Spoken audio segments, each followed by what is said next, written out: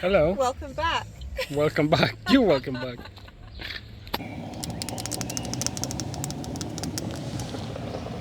Mokka.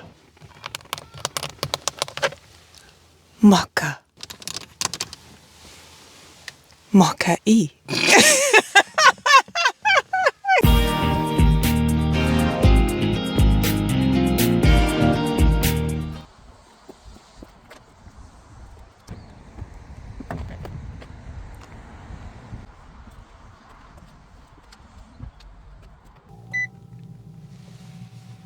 Oh my God, it doesn't make a noise. Drive. Release. There. Release. Go. It's like a spaceship. The only noise we can hear is the brakes, just because we need to use them a little bit to... it's been sitting in the car park. Turn left, A60, then, after 300 yards, turn left. Hello, nice to meet you. All right, new car. How does it feel? Still like a novelty, it's just 1 week, so it's still a little bit, but I'm getting used to it. It's in some way not surprising me, but it's still amazing me. All right, how does it amaze you? Well, actually, if I tell you a little bit about me, I was traveling for about 15 years. I've had my license for about 16 years, which means I've been driving many different cars in many different places. But when I sat in this one for the first time and we started driving, there was just no adjustment. It fitted my body type, my body size, it fitted my elbows. The driving, the sensitivity was spot on for me. I didn't need to adjust anything, how it brakes.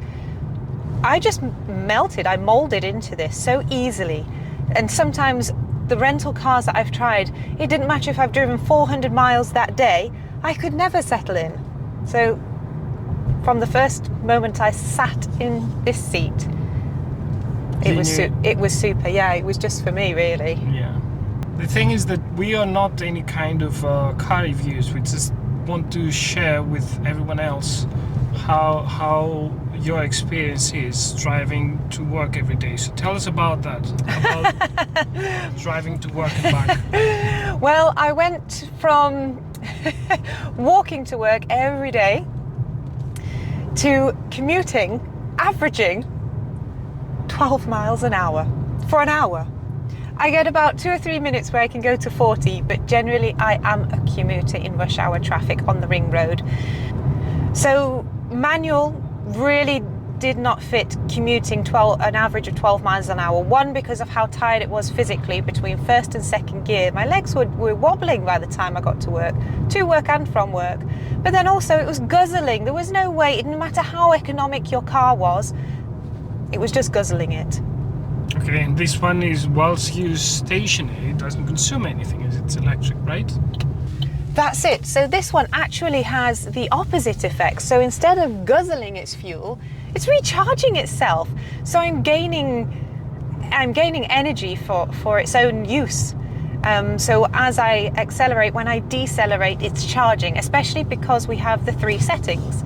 You have eco, normal and sport, but you have what we call setting B. I can't remember what that means. The B, which is the B. Regeneration of... Yeah. So when you put it, you have to select B when you set off for driving, but it means that as soon as you take your foot off the accelerator, it actually has a feeling of braking, but it's charging. So that's the only thing I'm doing in rush hour is on, off, on, off, on, off. So I use a little charge it all. But also it's the comfort of it. I don't know if you can see, my foot's not on the accelerator. It's holding the speed and charging the car. And what happens when you hit the brake at the same time? When I hit the brake going downhill, it goes even more. Yeah. There you go, yeah.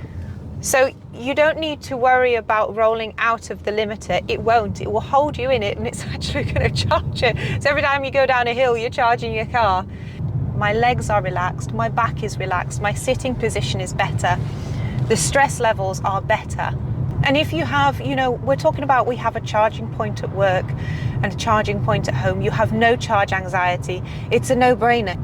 So we're living on a rental and we don't have a charging point at home. How do you charge the car?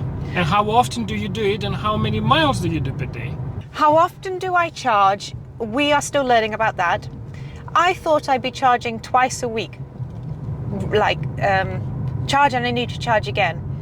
I charged it twice last week, but when I came to charge it the second time after commuting every day, and we went out for a dance night and we did a supermarket run, I still wasn't at 50% battery. So how far is your commute every day? You do how many miles to go and how many miles to come back? 12 each way, so we really are talking, it does work, it does trip out at 25, so 25-mile round trip every day. It takes a minimum of an hour sitting, and it's rush hour there and it's rush hour back. There's no relief. So you do 25 miles a day. Probably you could be charging once a week. You just charge twice just in case, right? Yes, I mean, for my commute it would be once a week, but because we are also going to use it because I can charge at work. So yeah, for the commute, charging once a week, which is really, that means charge anxiety, because I found that overwhelming. When I was buying this, the change to electric, the charge anxiety before I was even trying to charge was already overtaking me.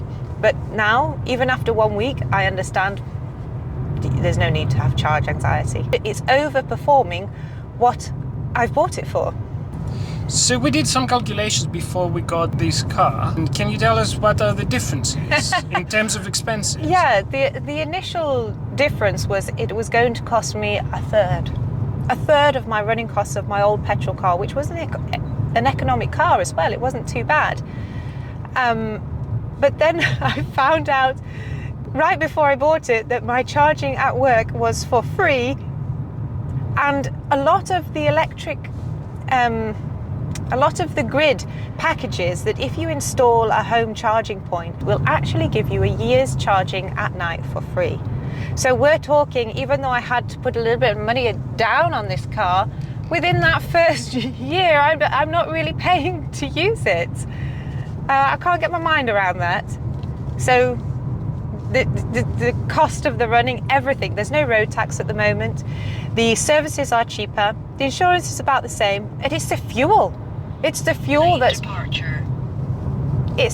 that's really burning through our wallets in today's society.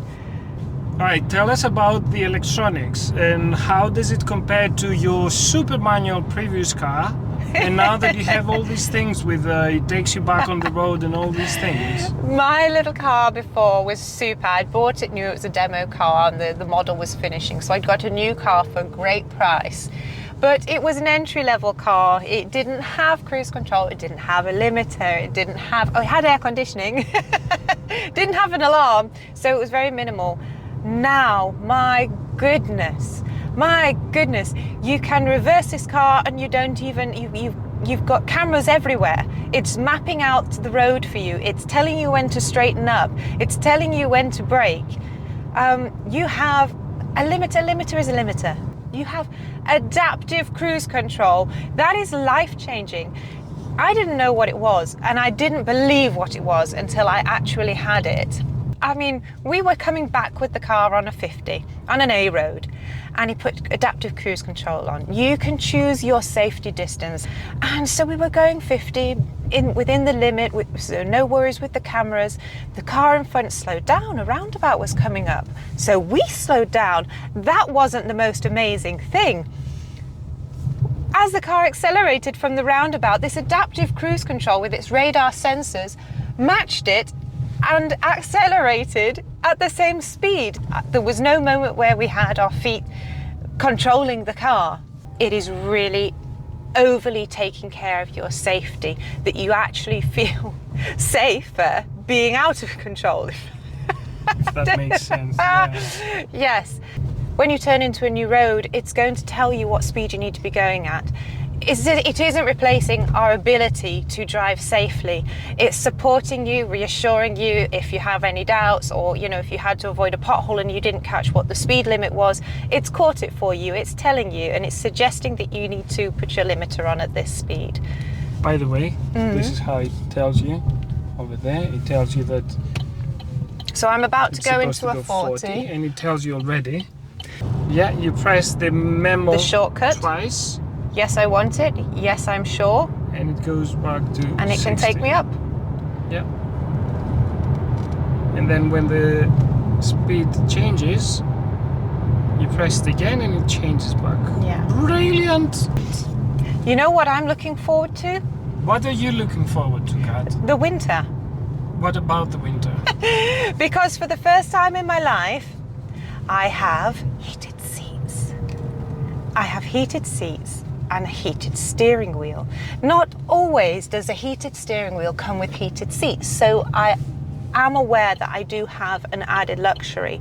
From my phone, I will be able to set the cabin warmth of my car, the cabin temperature to be warm when I get in at 8 o'clock at -4 on a winter commute. You also mentioned that it is working quite fast, isn't it? Oh my goodness, It works faster than my car, right? And I thought it would be slower. I just imagined this little red sort of infrared warm copper wire heating. I don't know what I imagined, but I thought it would take half an hour to warm up. My bum was burning within a minute or two. My whole lifestyle has just elevated just by changing to one of these cars, and it is accessible. I don't have a high salary, I don't earn a lot of money, but these are still available. If you look around, if you hunt, if you get a good deal, go and grab it. Someone else was trying to put a deposit on this car when I did. We saw it, we said test drive it, and we said there and then, yes, absolutely. Do you have complaints?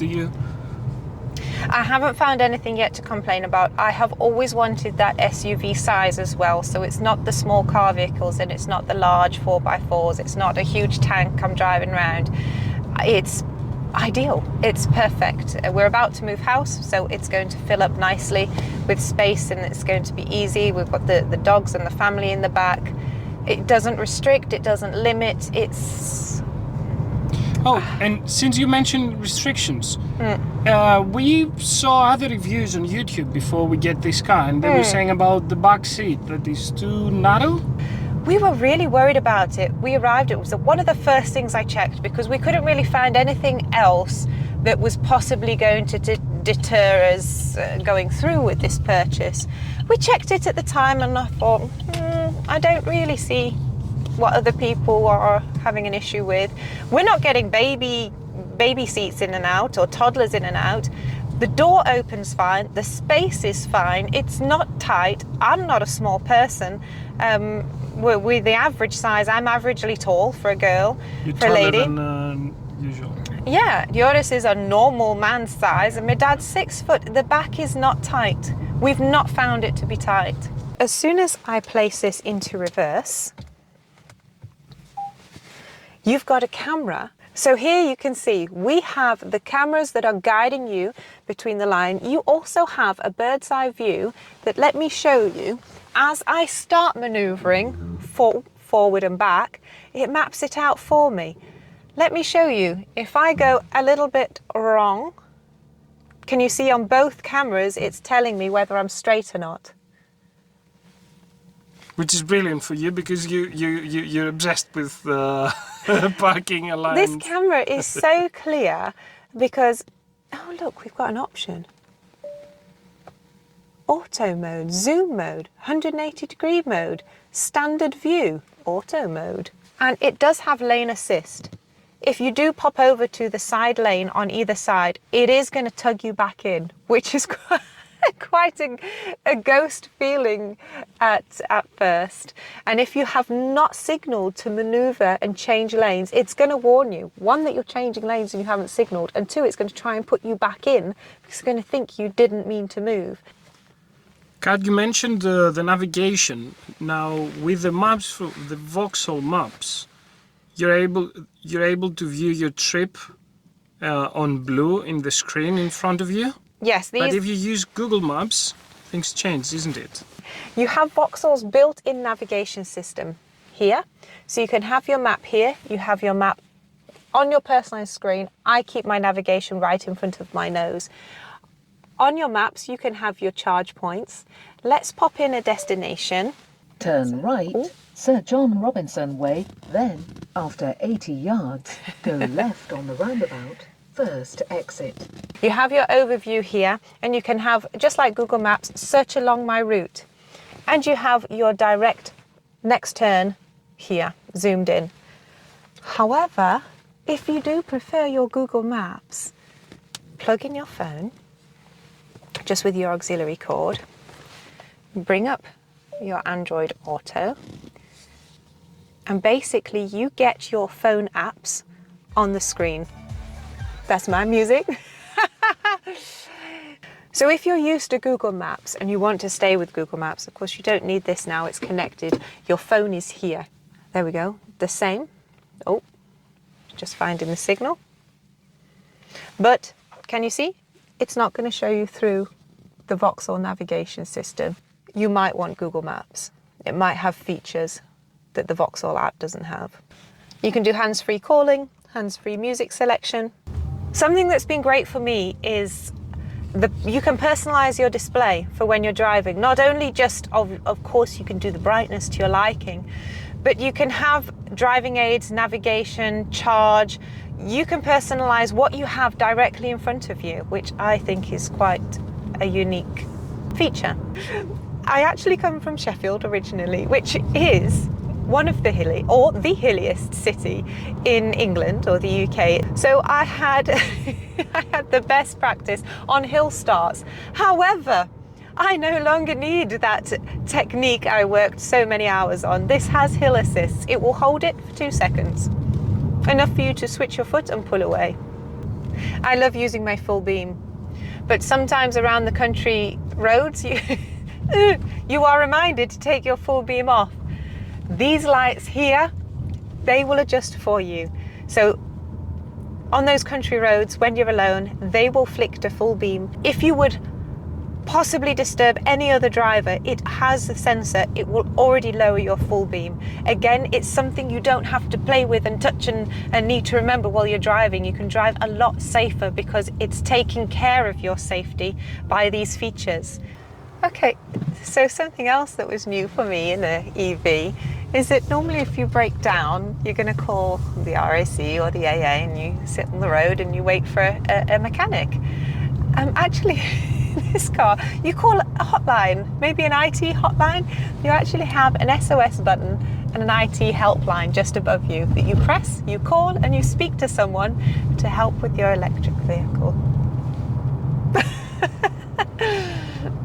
So overall, what's the verdict? You got it, but is it like you would recommend to everyone else, or would you say like it's for certain people? We just have it's absolutely, I think anyone could just quick and easily settle with this car. I can't find anything yet to complain about. Everything is adaptable. The steering wheel, it doesn't just go up and down, it goes in and out. Visibility, windscreen wipers, the speed that the humidifier clears the windscreen, the size of the wing mirrors. I can't find anything. I'm so sorry, I can't find anything for you. So what is the verdict? Oh wait, what's that song? Signed, sealed, delivered, it's mine. I am, let's have a reverse. Brink.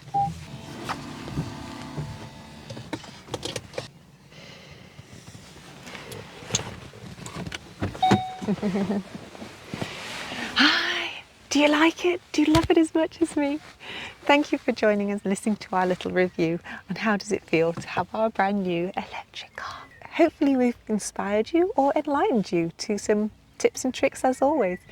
Remember to like, subscribe and bell all, see what comes next. Hey, watch out, put it down, put it down. That was the coppers.